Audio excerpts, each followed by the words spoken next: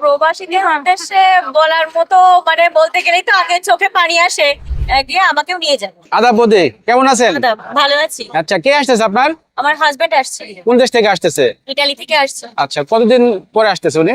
আসছে বছর খানেক পরে। বছর পরে এমনি কতদিন যাবত আছে উনি ওখানে? উনি আছে প্রায় 7 বছর। প্রায় 7 বছর। হ্যাঁ।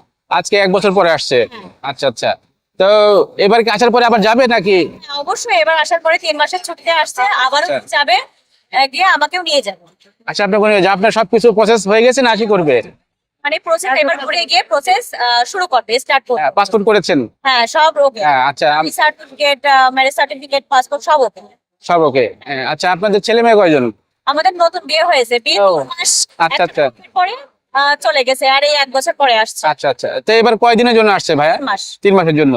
আচ্ছা, ঠিক আছে, দোয়া করি আপনারা ভালোভাবে ওখানে সেটেল হন।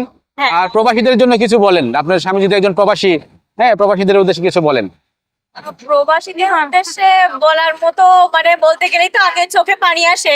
কারণ তারা ফ্যামিলির জন্য, বউ ছেলে মেয়ে মা বাবা, তাদের জন্য যে স্যাক্রিফাইসটা করে, এটা আসলে মানে বলার বাহিরে।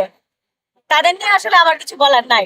এটুকুই বলতে চাই যে যে সব প্রবাসী ভাইয়েরা বা বাবার সমতুল্য যারা আছে সবাই সুস্থ থাক, ভালো থাক, যে সুস্থভাবে তারা যেন নিজ বাড়িতে ভালোভাবে আসে। আচ্ছা, এটাই কামনা করি সৃষ্টিকর্তার কাছে। আচ্ছা, এয়ারপোর্টে যে আসলেন, এয়ারপোর্টের পরিবেশটা কেমন লাগছে? কেমন আশা করেন পরিবেশ? ভালো লাগছে, ভীষণ খুশি লাগছে, কারণ এটা তো খুশিরই জায়গা। আচ্ছা, মানে আশা করেছিলেন কেমন পরিবেশটা কেমন হবে?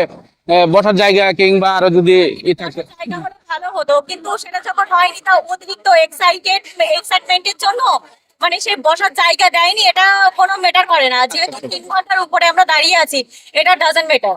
আমরা আছে। মানে আনন্দের জন্য অতিরিক্ত এক্সাইটেড, বললাম না, এক্সাইটমেন্টে মানে কষ্ট হচ্ছে সেটা ভুলে গেছি। ঠিক আছে, এরকম। ধন্যবাদ। হ্যাঁ, ধন্যবাদ।